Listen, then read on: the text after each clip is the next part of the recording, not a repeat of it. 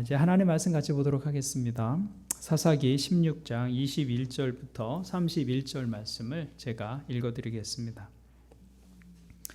블레셋 사람들은 그를 사로잡아 그의 두 눈을 뽑고 가사로 끌고 내려갔다. 그들은 삼손을 놋사슬로 묶어 감옥에서 연자 맷돌을 돌리게 하였다.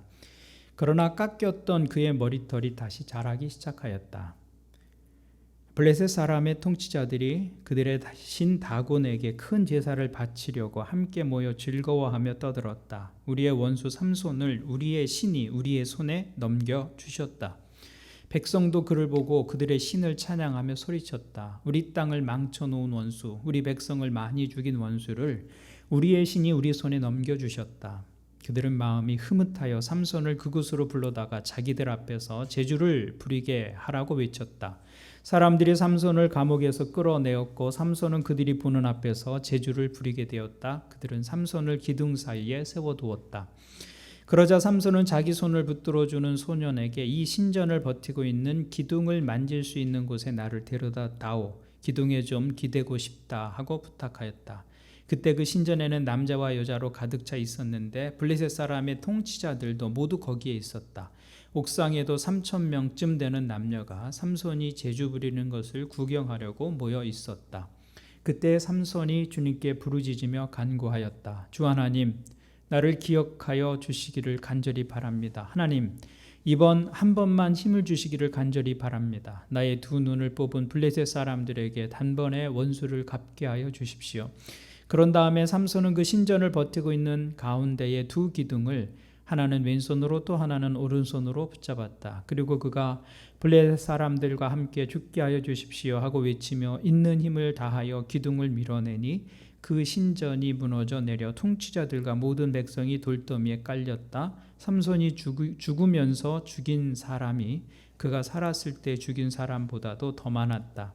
그의 형제들과 아버지의 집안 온 친족이 내려와서 그의 죽음을 가지고 돌아가서 소라와 에스다올 사이에 있는 그의 아버지 마누아의 무덤에 묻었다. 그는 20해 동안 이스라엘의 사사로 있었다. 아멘.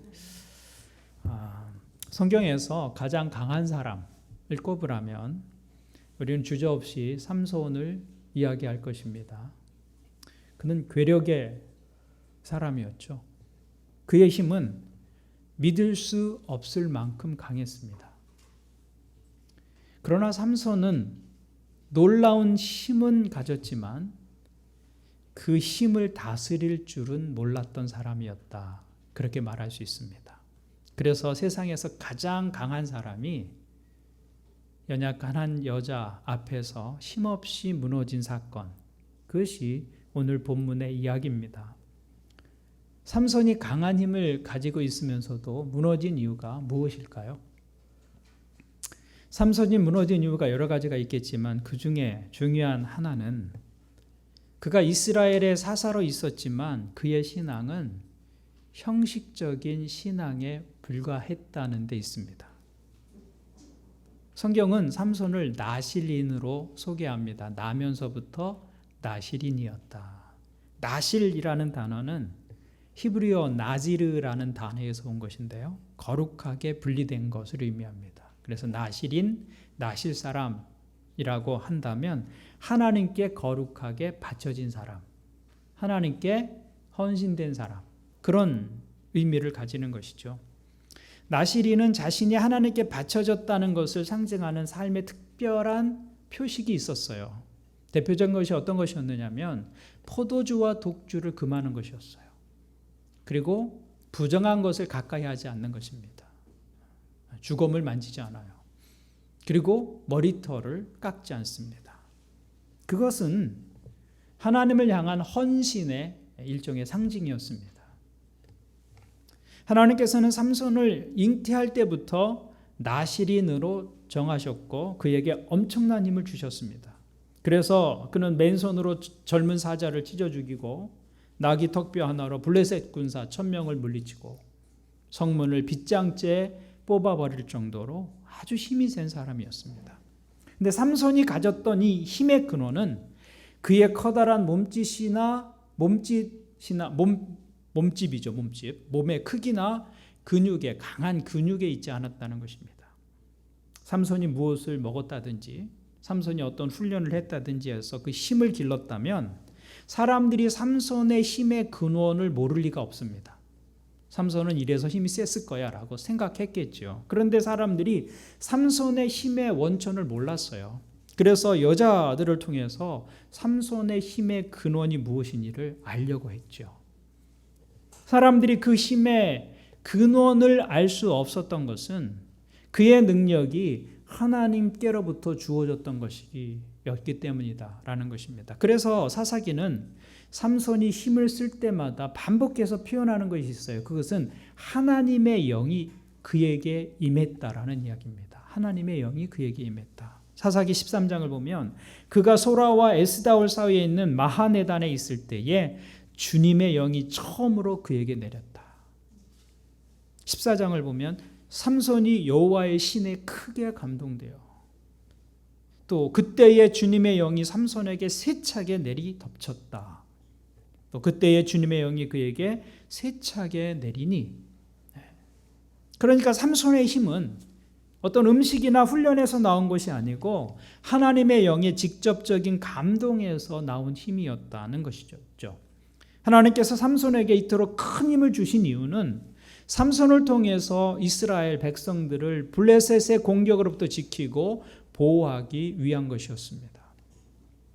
그래서 삼손은 나실인의 규례를 따라 살 뿐만 아니라 하나님께서 뜻하신 대로 이스라엘 백성들을 지키고 보호해야 할 책임이 있었습니다. 큰 힘에는 큰 책임이 따르는 법이죠. 삼손은 자신의 힘이 강한 만큼 더 강한 책임감을 가지고 삶을 살아야 했습니다. 그래서 하나님께서 원하셨던 것은 단지 머리를 깎지 않는 것이 아니라 하나님께 바쳐진 사람으로서 구별되고 성별된 삶을 살아가는 것이었습니다. 그런데 삼손은 머리는 길렀지만 그의 삶은 블레셋 사람들과 아무런 차이가 없었다는 것이죠. 그는 나실인의 여러 형식들 가운데서도 단 하나, 긴 머리 하나만을 붙들고 살았습니다.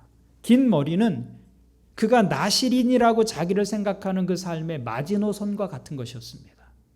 다른 것들은 이미 다 어기면서 살고 있었어요. 포도주와 독주를 멀리하라고 하셨는데 그는 블레셋 사람들의 그 잔치자리에서 포도주와 독주를 즐깁니다. 부정한 것을 가까이에서는 안 된다고 말씀하셨는데 사자를 죽이고 그 시체를 만지고 그 시체에서 생긴 벌집에서 꿀을 취하여 먹습니다. 이미 나실인의 형식을 무너뜨리고 살고 있었지만 삼손은 유독 머리에 집착합니다.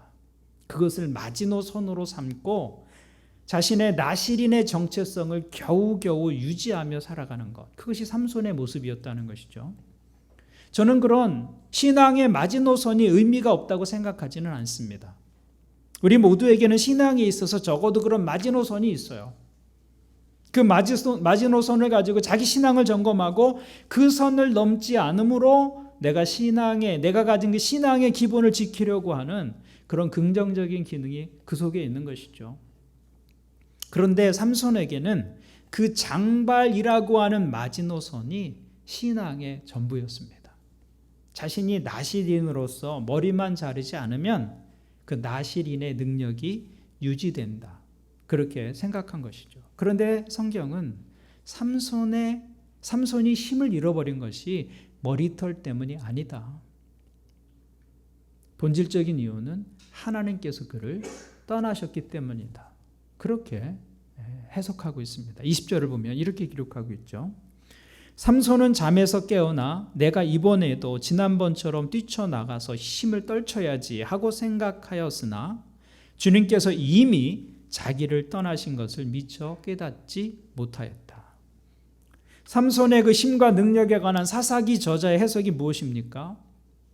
하나님께서 함께하는 것이 능력이고 하나님께서 떠나가시는 것이 저주이다. 그것이 무능력이다 라고 말하고 있는 것이죠. 머리를 자르느냐 안 자르느냐의 문제가 아닙니다. 하나님이 머무시는 구별된 삶이 있느냐 없느냐의 문제인 것이죠. 그 구별된 삶이 없다면 삼손의 머리카락은 공허한 것이 됩니다. 의미 없는 것이죠. 그것이 형식적인 신앙의 모습이다라는 것입니다.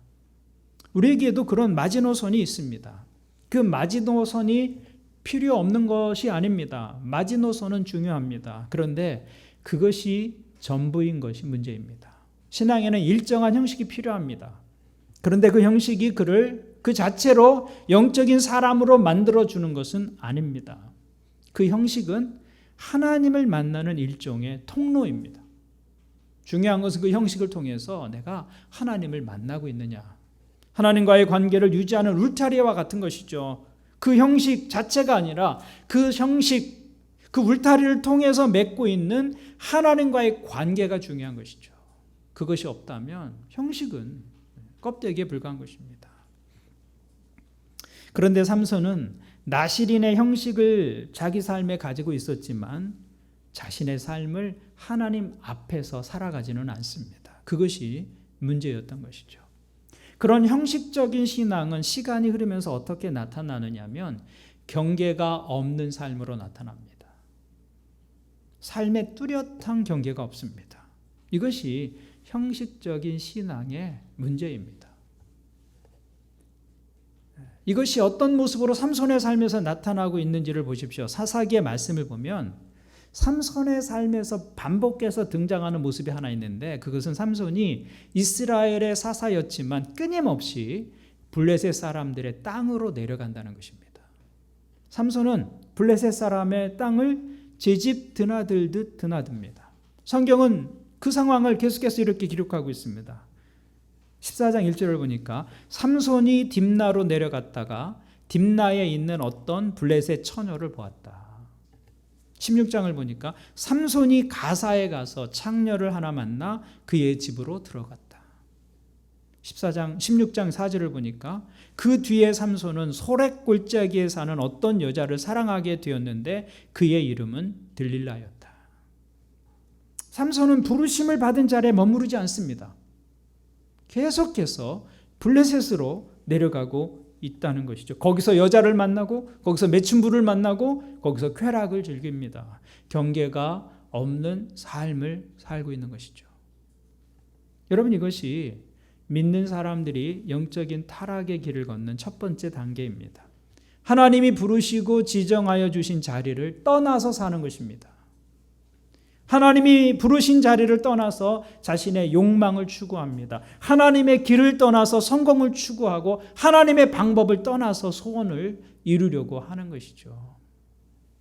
하나님은 우리를 그리스도인, 하나님의 자녀 이렇게 부르셨어요. 그 부르심은 우리가 그리스도 안에서 살아가라는 부르심입니다. 우리의 삶의 자리를 정해 주신 거예요.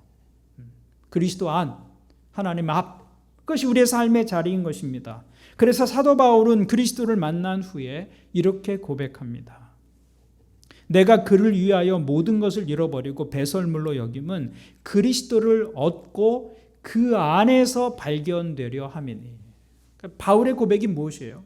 바울은 자기 인생이 그 안에서, 그리스도 안에서 발견되기를 원했다라고 말하고 있습니다. 그래서 내가 내 인생에서 노력하고 애쓰는 일이 그리스도 안에 있는 일이라면 가치가 있는 것이지만, 그것이 그리스도 밖에 있는 것이라면 그것이 어떤 것이든 나는 배설물로 여겼다라고 말하고 있는 것이죠. 바울은 그리스도 안에 내 삶이 있고 그리스도 안에 내 인생의 계획이 있고 그 그리스도 안에 내 인생의 목표가 있는 그런 삶을 살기를 원했다는 것이죠. 그게 하나님의 부르심입니다. 그것이 세상과 다르게 살도록 부름받은 하나님의 사람들의 모습인 것이죠. 자신의 삶의 자리가 그리스도 안, 하나님 앞, 그것이 되도록 의식하면서 살아가는 것입니다. 그런데 삼손은 그의 삶이 하나님이 지정해 주신 자리를 떠나 반복적으로 세상 속에서 발견되고 있습니다. 그의 삶이 딥나에서 발견되고 가사에서 발견되고 소렉 골짜기에서 발견됩니다. 모두 블레셋 사람들의 땅입니다. 삼손이 거기가 있는 거예요. 이스라엘의 사사인데 블레셋의 땅에 가 있는 것입니다. 그는 나실인처럼 머리는 길렀지만 자신의 인생의 기쁨을 세상 속에서 발견하고 있는 것이죠. 그는 나실인의 이름은 가졌지만 그의 관심과 욕망은 이방의 세계 속에 있었던 것입니다. 그의 삶의 방향은 이스라엘이 아니라 블레셋이었습니다. 그것이 타락인 것이죠. 우리가 그리스도인으로 산다는 것은 어떤 종교적 행동을 가지는 것이 전부가 아니라 하나님 앞에서 살아간다는 말입니다. 그리스도 안에서 산다는 말이죠. 그것이 믿음이 있다는 말이 되는 것이죠. 그래서 우리의 삶이 그리스도 안에서 발견되어야 하는 것입니다. 내 삶의 힘이 하나님 안에 있어야 하는 것이죠. 우리의 기쁨이 하나님 안에 있고 우리의 평안의 근거가 하나님 안에 있는 것. 그것이 구별된 삶을 사는 나실인의 모습이다라는 것입니다. 그런데 삼손은 여기에서 실패합니다. 삼손은 나실인의 삶의 형식은 가지고 있었지만 나실인의 구별된 삶의 내용은 없었다는 것입니다. 그래서 그 형식적인 신앙은 경계가 없는 삶으로 이어지고 더 나아가서는 심각한 영적 무감각으로 이어지는 것을 볼 수 있습니다. 감각이 없어집니다. 삼손은 들릴라의 요청에 못 이겨서 자신의 힘의 근원이 머리카락에 있다라는 것을 고백합니다. 그러자 들릴라가 삼손을 자기 무릎을 베고 잠들게 한 후에 그 머리카락을 잘라버립니다. 그리고 블레셋 사람들이 당신을 잡으러 들이닥쳤다고 소리를 치죠. 20절을 다시 보십시오. 그때 들릴라가 삼손, 블레셋 사람들이 들이닥쳤어요 하고 소리쳤다. 삼손은 잠에서 깨어나 내가 이번에도 지난번처럼 뛰쳐나가서 힘을 떨쳐야지 하고 생각하였으나 주님께서 이미 자기를 떠나신 것을 미처 깨닫지 못하였다. 심각한 영적 무감각인 것이죠. 들릴라가 삼손의 머리카락을 밀었을 때 머리카락만 잘린 것이 아니었어요. 하나님이 그를 떠났다는 것입니다. 하나님과의 관계가 잘려나간 거예요. 그래서 삼손은 자신의 죄로 인해서 하나님이 주신 능력을 상실하게 됩니다. 그런데 삼손은 자기에게서 하나님이 떠나가신 것을 의식하지 못합니다. 심각한 영적 무감각입니다. 이것이 형식적인 신앙의 결과입니다. 하나님이 내게서 떠나가셨는데도 의식하지 못하고 불편함도 없습니다. 여러분, 하나님께로부터 멀어졌는데 불편함이 없다면 심각한 상태인 것이죠. 성경을 보면 하나님의 사람들이 타락할 때 하나님께서 그들을 떠나셨어요. 그런데 더 심각한 문제는 그들이 그 사실조차 모르고 있다는 것입니다. 사울 왕이 그랬고 솔로몬 왕이 그랬고 오늘 말씀에 삼손도 그러했습니다. 하나님이 자신을 떠난 것조차 알지 못합니다. 하나님 없는 인생을 살았기 때문인 것이죠. 여러분, 인생에서 가장 큰 비극이 있다면 하나님이 떠나는 삶을 사는 겁니다. 우리의 삶에서 하나님의 영광이 떠나면 아무리 화려한 인생을 살아도 의미가 없는 것이죠. 하나님의 영광이 떠난 후에 삼손의 모습이 어떠했습니까? 삼손은 결국 블레셋 사람들에 의해서 두 눈이 뽑힙니다. 그리고 온몸이 쇠사슬에 매여서 짐승처럼 맷돌을 돌리는 신세로 전락하고 맙니다. 이것이 하나님의 영광이 떠난 사람들의 모습이다라는 것이죠. 삼손과 드릴라의 이야기를 읽으면 이 이야기 속에 아주 정교한 장치들이 숨어 있다는 것을 볼 수 있습니다. 삼손이라는 이름의 뜻은 작은 태양이라는 뜻입니다. 그가 태어났을 때 이스라엘은 블레셋의 압제 속에서 암흑과 같은 시절을 겪고 있었어요. 하지만 하나님은 이스라엘을 포기하지 않으시고 그들을 구원하시기로 작정하셨습니다. 그 일을 위해서 태어난 아이가 삼손, 작은 태양이었다 그 말입니다. 삼손은 암흑 상태 속에 빠진 이스라엘에게 하나님께서 비추신 빛과 같은 존재였습니다. 그러나 삼손은 그 이름에 걸맞는 삶을 살지 못합니다. 이러한 삼손의 왜곡된 삶의 배후에는 항상 누가 있었어요? 블레셋의 여인들이 있었습니다. 블레셋의 여인들. 그 여인들의 이름이 다 기록되어 있지는 않아요. 그런데 마지막 여인의 이름은 분명하게 밝히고 있죠. 사사기 저자는 삼손의 어머니 이름조차도 밝히고 있지 않아요. 아버지인 마노아의 아내라고만 말합니다. 삼손의 어머니의 이름이 나와 있지 않아요. 그런데 이 마지막 블레셋 여인의 이름은 분명하게 기록하고 있습니다. 그 여인의 이름이 무엇입니까? 들릴라입니다. 들릴라. 제가 어렸을 때 가수 조영남 씨가 부른 외국곡이 하나 있었어요. 딜라일라라는 곡입니다. 아시는지 모르겠어요. 기억하시는 분들도 있을 거예요. 근데 그 딜라일라가 딜릴라의 영어식 발음입니다. 그 딜릴라의 뜻은 밤의 여인이라는 뜻입니다. 밤의 여인. 히브리어로 밤이라는 단어가 라일라라는 단어인데요. 그 자음이 그대로 딜릴라라는 단어 속에 들어가 있습니다. 그래서 딜릴라는 밤을 품은 여인이에요. 그러니까 작은 태양인 삼손이 소래골짜기에서 누구를 만난 거예요? 밤을 품은 여인을 만난 거예요. 밤의 여인을. 삼손이 그 여인을 만나서 그 여인의 이름이 밤의 여인이다, 들릴라다라는 것을 알았을 때 삼손은 경계해야 했습니다. 태양이 밤을 만난 거예요. 당연히 경계해야죠. 근데 삼손은 경계하지 않습니다. 그것이 형식적인 신앙의 모습입니다. 결국 삼손은 들릴라의 무릎을 베고 깊은 잠에 빠져듭니다. 이것은 삼손의 운명을 극적으로 보여주고 있는 장면이죠. 태양이 밤의 여인의 무릎에서 깊이 잠들어 버린 것입니다. 그러니 그 빛을 잃는 것이 당연한 일이죠.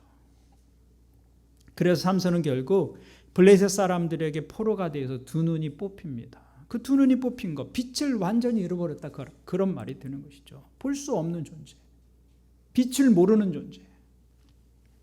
그리고는 쇠사슬에 매어 맷돌을 돌리는 신세가 됩니다. 이스라엘을 블레셋의 손에서 구원할 자로 부름을 받은 그 작은 태양이 블레셋의 밤의 여인에 굴복하여서 그 빛을 잃고 노예로 전락한 삶을 살고 있습니다. 밤과 싸워야 할 태양이 밤의 어두움에 삼켜버린 바 된 것이죠.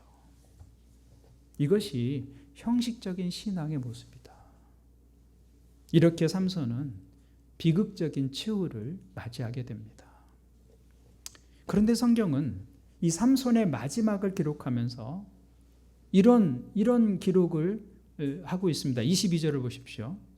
그러나 깎였던 그의 머리털이 다시 자라기 시작하였다. 이 그러나라는 단어는 굉장히 중요한 단어죠. 그러나 그의 머리털이 다시 자라기 시작하였다. 머리털이 자라는 것은 당연한 일이지만 그 말씀에서 무엇인가 새로운 시작이 시작되고 있다는 것을 암시하고 있는 것이죠. 하나님이 삼손을 포기하지 않으셨다. 그 말이 그러나 머리털이 다시 자라기 시작했다라는 말씀 속에 담겨 있는 것이죠. 삼손은 머리가 밀리고 하나님의 영이 떠나고 결국 두 눈을 잃고 연자 맷돌을 돌리는 신세가 되었습니다. 그때 삼손은 하나님이 영원히 자기를 버리신 줄 알았을 것입니다. 그런데 어느 날 보니까 자기 머리털이 다시 자라기 시작하는 것입니다. 그것을 깨닫는 것이죠. 밀렸던 그 머리털이 다시 자라기 시작합니다. 이때 삼손은 다시 자라는 머리털을 보고서 알게 된 것이 무엇입니까? 머리털이 다시 자라듯이 내가 하나님께로 돌아가면 하나님은 나를 버리시지 않는다는 사실을 깨닫게 된 것이죠. 태양이 다시 떠오르듯이 하나님의 은혜는 멈추지 않는다는 것을 깨달은 것입니다. 이것이 하나님의 은혜다라는 것입니다. 하나님의 은혜. 나는 실패할 수 있습니다. 그러나 하나님은 나를 다시 일으켜 세워주십니다. 머리카락이 다시 자라나는 것이죠. 나는 하나님을 포기할 때가 있지만 하나님은 나를 포기하지 않으십니다. 그래서 우리가 하나님께로 다시 돌아갈 수 있는 것입니다. 삼손이 채찍에 맞을 때에도 머리카락은 자라고 있었습니다. 삼손이 연자 맷돌을 돌리는 그 시간에도 머리카락은 자라고 있었습니다. 두 눈이 뽑히고 발은 쇠고랑을 차고 어깨는 맷돌을 돌리고 있었지만 삼손도 의식하지 못하는 사이에 머리카락은 자라고 있었다. 그 털이 자라는 것을 막을 수가 없었던 것이죠. 하나님은 삼손을 버리지 않으셨고 그를 여전히 기억하고 계셨기 때문입니다. 하나님의 은혜는 멈추지 않는다. 그것을 보여주고 있는 거예요. 그래서 삼손이 마지막 기회를 얻어서 하나님께 헌신합니다. 삼손은 자기를 인도하는 소년에게 부탁해서 이 신전을 떠받치고 있는 기둥 사이에 자기를 세워달라고 요청합니다. 그리고 하나님께 부르짖어 기도하죠. 28절을 보십시오. 그때 삼손이 주님께 부르짖으며 간구하였다. 주 하나님, 나를 기억하여 주시기를 간절히 바랍니다. 하나님, 이번 한 번만 힘을 주시기를 간절히 바랍니다. 나의 두 눈을 뽑은 블레셋 사람들에게 단번에 원수를 갚게 하여 주십시오. 삼손은 이번 한 번만 더 기회를 주셔서 이스라엘의 사사로서의 사명을 감당할 수 있도록 마지막으로 자신에게 성령의 능력을 덧입혀 달라고 기도합니다. 그리고 그 신전의 기둥을 힘껏 밀어내죠. 그러자 그 기둥이 쓰러지면서 신전이 무너지고 거기에 있던 모든 사람들과 함께 삼손은 마지막 최후를 맞이하게 됩니다. 성경은 그가 죽으면서 죽인 자가 살았을 때 죽인 자보다 많았다고 기록하고 있습니다. 삼손의 이야기가 우리에게 격려가 되는 것은 하나님께서 삼손을 잊지 않고 기억하고 계셨다는 사실 때문입니다. 삼손의 이야기는 하나님의 사람들은 언제나 다시 일어설 수 있다는 소망을 우리에게 보여주고 있는 것이죠. 삼손은 죄인들에게 베푸시는 하나님의 용서와 자비를 깨닫고 믿었다는 것입니다. 하나님이 베푸시는 은혜는 우리가 지은 죄보다 훨씬 더 크다는 사실을 알게 됩니다. 그리고 그것이 바로 십자가의 은혜다라는 것이죠. 삼손의 머리털이 다시 자란 것은 그가 무엇을 행한 결과가 아니었습니다. 아무것도 하지 않았어요. 하나님의 변하지 않는 사랑과 은혜 때문에 그의 머리털은 다시 자라기 시작합니다. 하나님의 은혜는 내가 무엇을 해서가 아니라 내가 전적으로 무능할 때조차 하나님께로부터 일방적으로 부어진다는 사실입니다. 일방적이에요, 일방적. 그래서 은혜인 것이죠. 이 하나님의 은혜는 우리의 인생의 마지막 순간까지도 멈추지 않는다라는 사실을 삼손이 우리에게 보여주고 있는 것입니다. 여기에 모든 죄인들의 소망이 있는 것이죠. 하나님은 한 번의 실패로 우리를 버리시는 분이 아니시다. 다시 기회를 주시고 하나님의 은혜를 멈추지 않는 분이시다.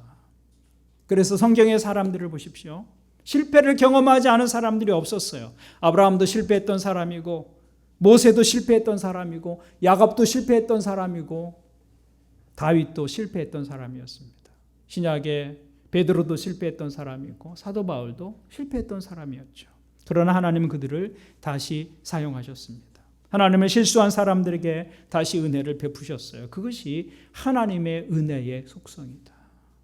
그러므로 우리가 실패했거나 혹 넘어졌을 때라도 우리가 기억해야 할 것은 하나님의 은혜의 크기입니다.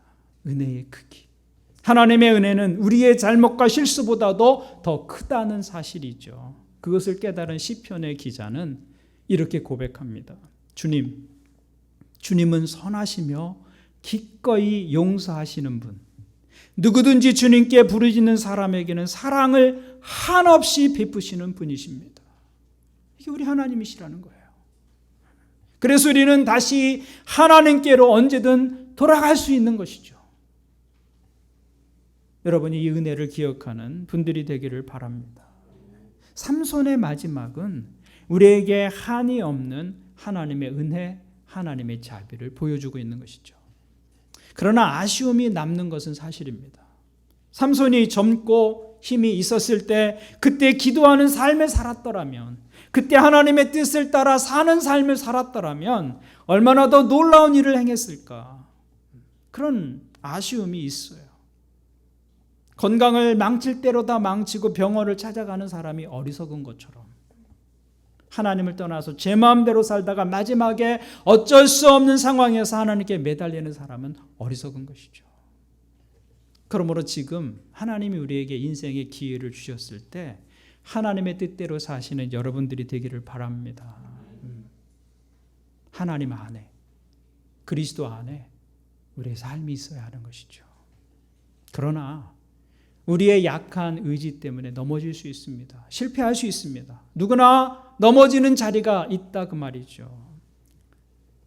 그때에 우리가 해야 할 일은 다시 자란 삼손의 머리털을 기억하는 것입니다. 우리의 잘못보다 비교할 수 없이 더 큰 하나님의 그 은혜의 크기를 기억하는 것이죠. 그것을 기억하고 다시 회복하고 다시 일어서는 믿음. 그것이 생명 있는 믿음이고 살아있는 믿음입니다. 오늘 예배하는 여러분들에게 이 믿음이 있기를 주님의 이름으로 축원을 드립니다. 아멘. 함께 기도하겠습니다.